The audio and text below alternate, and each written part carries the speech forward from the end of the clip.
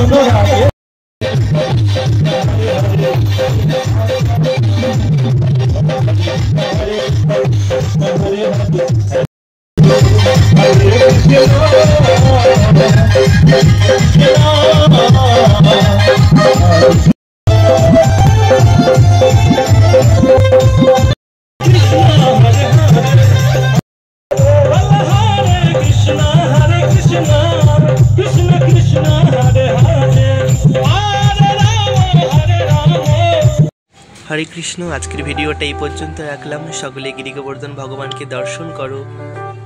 হরে Krishna, Hari বল।